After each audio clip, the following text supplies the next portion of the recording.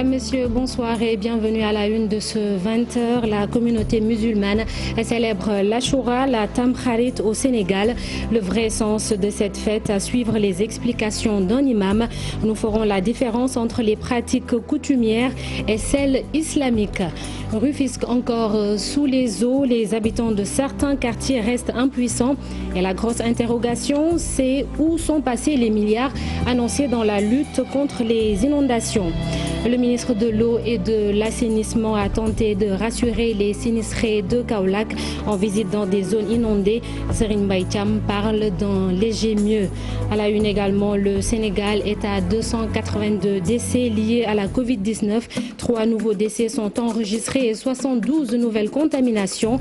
Le nombre de guéris est largement supérieur à 142. La santé de la reproduction, elle, est sérieusement touchée par la pandémie. Le réseau Sigil Jigéen qui donne l'alerte évoque le nombre croissant de grossesses précoces. L'association demande l'application du décret relatif à la santé reproductive.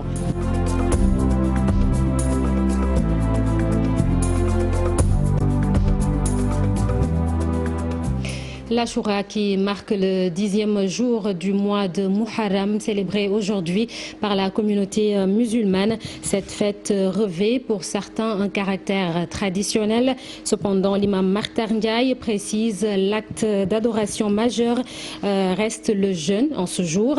Il est l'imam de la grande mosquée de Liberté 6. Nous l'écoutons au micro de Amadouba. L'Achoura est institué par le prophète Mohammed après son arrivée à Médine, n'est-ce pas, qui marque l'hégire, c'est-à-dire le départ du prophète Mohammed de la Mecque vers Médine, n'est-ce pas, en 622. Et quand il est venu à Médine, il avait trouvé sur place 3 tribus juives célébrant une fête appelée Yom Kippour en langue hébreu. Une fête au cours de laquelle ces tribus gênaient et s'abstenaient de travailler pour commémorer certains épisodes conduits par le prophète Moïse alayhi salam. Et parmi ces épisodes, il faut le dire, il y a l'éclatante victoire, n'est-ce pas, de Moïse alayhi salam sur son rival Pharaon qui fut le roi d'Égypte. Et bien, c'est réclamant de la filiation des prophètes de la Bible, le prophète Mohammed trouva légitime, n'est-ce pas, de définir pour les musulmans une célébration de ce type. C'est ainsi qu'il décida de jeûner le 10e jour, n'est-ce pas, de Ashura, du mois de Tamkharit, et l'ordonna à sa communauté tout entière. Ashura est célébré de différentes manières selon les pays et les cultures. Par exemple, en Iran et en Irak, par exemple, qui sont de véritables bastions chiites. Ashura est un jour de deuil, un jour de tristesse et de malheur, car étant sous le signe de la passion d'Al-Hussein, second fils d'Ali et Fatima, assassiné à Karbala et qui fut le 3e imam, rappelez-vous, de Ahl-Shia. Ashura, il faut le dire, est un jour propice à la prière et au recueillement, n'est-ce pas? Et l'adoration majeure, il faut le dire, en ce mois d'Ashura, c'est le jeûne du jour d'Ashura. Il est très recommandé par le prophète Mohammed alayhi salam. Il y a en fait beaucoup de pratiques qui se font durant cette fête d'Ashura, n'est-ce pas? Par exemple, les couscous. Il faut le dire, les couscous n'ont aucun fondement de base en islam. Il y a également les festivités appelées Tadjeboun, qui sont des festivités purement païennes, n'est-ce pas? C'était les explications de l'imam Makhtar Ndiaye. La pluie continue de faire d'énormes dégâts dans le pays. Des quartiers de Rufisque sont inondés et des résidents ne cachent pas leur colère. Certains interrogent même sur les moyens de l'État pour lutter contre les inondations. Le reportage à Rufisque de Ousseynou Thiam et Ahmadou Bamba Samb. ni ñu ko nemmee kaw ci diwaan yu bëri lii di diwaanu Tëngéej nag muccul benn yoon ci ndoxu taw yi nga xam ne nii mi ngi nangu ci lenn ci ay kër waaye tamit ay mbedd. mu doon bënd moo xam ne bi nag mi ngi bëgg a yàgg ci kàddu askan woowu nga xam ne bii mbir mi tey ji metti na leen lool. sonn rek sonn foo ko natt rek weesu na ko lii kenn mënu la ko wax chaque année nag ñu dig boo xam ne duñu gis dara. Toutes nos excuses pour cet élément de Ousseynou Thiam. On parle toujours des inondations. Donc, le ministre chargé de l'eau et de l'assainissement s'est rendu sur les sites les plus inondés de la commune de Kaolack. Sur place, un dispositif de pompage loin d'être efficace face à la souffrance des sinistrés. Malgré tout, le ministre Serigne Mbaye Thiam estime que la situation a beaucoup évolué dans le bon sens. Nous l'écoutons au micro de Ibrahim Diamé et Faligay. Je pense quand même que comparativement à l'année dernière où nous avons été obligés de venir ici à l'issue de la 2e ou de la 3e pluie, il y a une amélioration de la situation du fait des dispositifs. Parce que cette même pluie, si elle était tombée l'année dernière, je peux dire que c'est tout Kaolack qui serait sur les eaux. Parce que l'année dernière, à la même période, comme je l'ai dit, c'était 142 mm et cette année, on est à 392 mm. Donc, les investissements qui ont été réalisés et le dispositif qui a été mis en place avant la saison des pluies a permis d'atténuer les difficultés. Mais même s'il y a une seule maison qui est sur les eaux, c'est une préoccupation des autorités publiques. C'est la raison pour laquelle je suis venu ici, pour d'abord apporter du réconfort aux populations, leur dire que l'État est à leur côté, nuit et jour. Les éléments de la Brigade nationale des sapeurs-pompiers, les éléments des autres structures de l'État comme l'Office national de l'assainissement, la direction de la prévention et de la gestion des inondations sont sur le terrain ainsi que les autorités administratives. L'Office national d'assainissement, qui est la structure de l'État qui a en charge l'exécution technique de ces travaux, dont le budget de ces travaux a été confié donc à l'ONAS, et l'entreprise qui travaille ont indiqué tout à l'heure que, en principe, leur planning leur permet de finir les travaux au mois de mars 2021. Et reparlons de ces dégâts causés par les fortes pluies un peu partout dans le pays. À Rufisque, plusieurs quartiers sont inondés et les résidents ne cachent pas du tout leur colère. Certains s'interrogent même sur les moyens de l'État face aux inondations. Le reportage de Ousseynou Thiam et Ahmadou Bomba-Samb. À l'instar des autres localités du pays, Rufisque n'est pas épargné par ces eaux pluviales envahissantes. Des inondations récurrentes selon ces populations, visiblement députées par cette situation.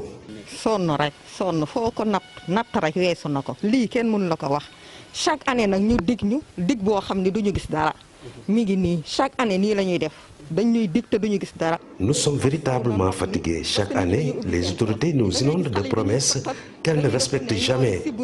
Ces eaux pluviales sont mélangées aux eaux usagées et elles dégagent une odeur pestilentielle. Nous ne pouvons plus vider nos fosses septiques. On dirait que nous n'avons pas un gouvernement. Apparemment, nous sommes laissés en rade.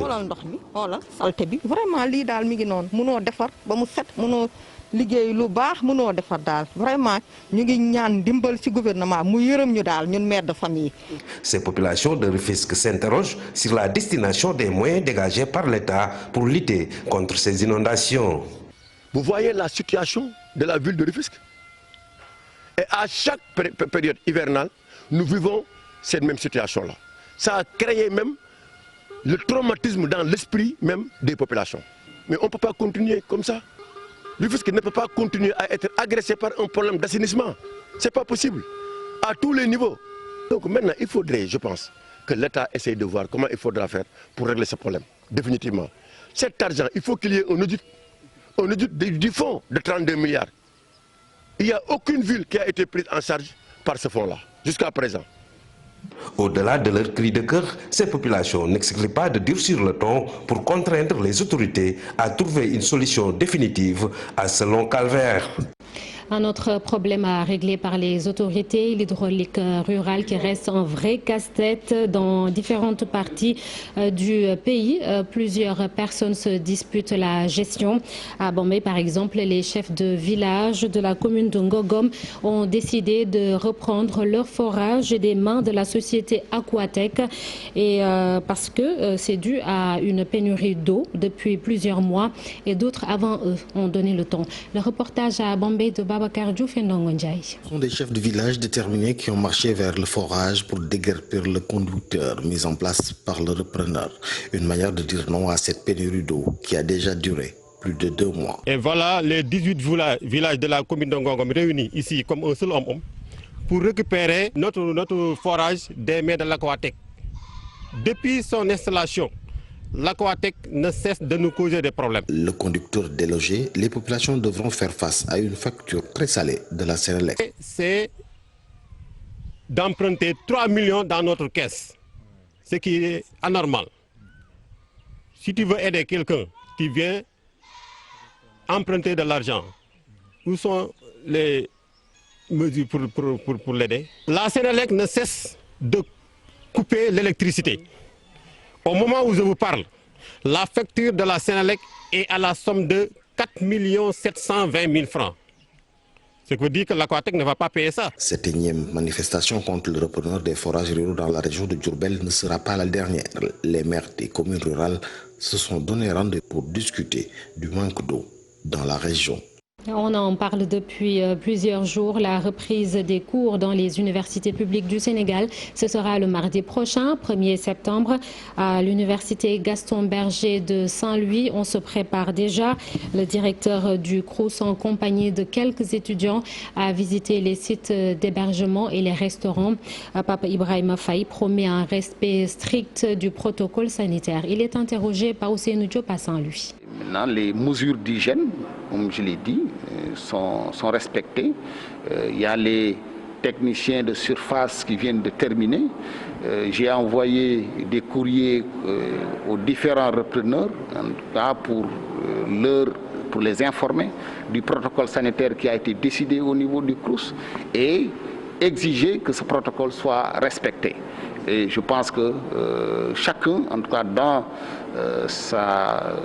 son secteur, doit faire un effort supplémentaire parce qu'on est en crise sanitaire. Et forcément, donc au-delà des cahiers de charges qui ont été signés avec ces repreneurs-là, l'État du Sénégal est prêt à les accompagner. Le CROUS, dans la direction du CROUS aussi va les accompagner. Mais nous ne lésinerons pas, en tout cas, sur les moyens pour que ces mesures soient respectées par les repreneurs. Et forcément, ce sont des hommes d'affaires. Maintenant, c'est à eux de trouver les moyens pour que ces dispositions puissent être respectées. À présent, le point sur la pandémie de Covid-19 dans le pays. 3 décès enregistrés dans le dernier bilan établi par le ministère de la Santé. Le nombre de nouveaux malades est de 72, dont 39 cas contacts, 1 cas importé et 32 issus de la transmission communautaire. 142 personnes sont déclarées guéries et 42 sont dans un état grave. La crise sanitaire du moment a sérieusement perturbé l'accès à la planification familiale et à la santé de la reproduction. C'est un constat fait par le réseau Siggil Jigéen. Parallèlement, beaucoup de grossesses précoces sont enregistrées malgré une loi sur la santé reproductive. Et c'est d'ailleurs pour cette raison que le réseau Siggil Jigéen exige l'application du décret relatif à cette santé reproductive. Fatou Bintou Conté à Amadouba. Les prévisions de l'UNFPA sur la santé de la reproduction dans les mois à venir sont alarmantes. Depuis l'apparition du coronavirus, la santé reproductive, de même que la planification familiale, est fortement perturbée. L'UNFPA aussi avait annoncé dès le départ que la pandémie, selon les projections, va donner plus de 47 millions de femmes qui risquent de ne plus avoir accès à la contraception et peut entraîner 7 millions de grossesses dans le monde, des grossesses non désirées, non planifiées. Au Sénégal, durant les 4 mois de semi-confinement, plusieurs cas de grossesse précoce d'adolescentes ont été notés. Plus de la propagation du coronavirus à une vitesse exponentielle, avec une nette progression des taux d'infection depuis plusieurs jours, le Sénégal doit maintenant faire face aux grossesses des adolescentes qui ont connu une hausse durant le semi-confinement, selon une étude réalisée par le GEP. Avec cette pandémie, les ressources ont été réorientées ailleurs et la santé de la reproduction en a subi un sacré coup, imposant un lourd tribut aux femmes et aux filles. Face à la pandémie du Covid, tous les systèmes de santé ont tendance à réorienter les ressources ailleurs. Comme vous le savez, comme le Sénégal l'a fait, tous les systèmes mettent la priorité sur d'autres secteurs de la santé autres que la planification familiale, ce qui impacte sur les services de planification et sur les soins prénatals et les autres services essentiels. Pourtant, un cadre juridique d'encadrement des questions liées à la santé de la reproduction existe au Sénégal. Toutefois, cette loi ne dispose pas de décret d'application. La loi 2005, du 5 août 2005, pose les principes relatifs à l'encadrement des questions liées à la santé de la reproduction afin d'asseoir un cadre juridique pertinent en adéquation avec les questions de l'heure. Toutefois, cette loi, comme vous le savez, ne dispose pas encore de décret d'application pour démocratiser l'accès aux services de santé. La pandémie de la Covid-19 a fini par bouleverser l'accès aux services de planification familiale ainsi que sur la santé de la reproduction. La santé, toujours des femmes en âge de procréer ou des femmes enceintes refusent d'elles-mêmes d'aller dans les structures de santé. Cela se passe dans des villages frontaliers à la Gambie. Un dialogue communautaire a d'ailleurs été initié pour y remédier et pourtant les populations vivent bien d'autres difficultés. Le reportage à Kafrine de Omar Ndiaye et Boubacar Falbop. Islam 2, en passant par Paté Tiangay, Paté Toucouleur, Beiti Kër Babou jusqu'à Kër Alifana.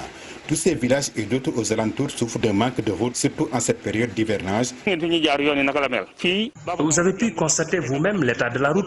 Il y a beaucoup de ravins ici, les routes sont coupées et cela entraîne d'énormes difficultés pour les populations. Chaque année, ce sont de nouvelles routes qui sont coupées. L'année dernière, un conducteur de moto Jakarta a même failli perdre la vie ici lorsque le pont de Paté Tiangay avait cédé.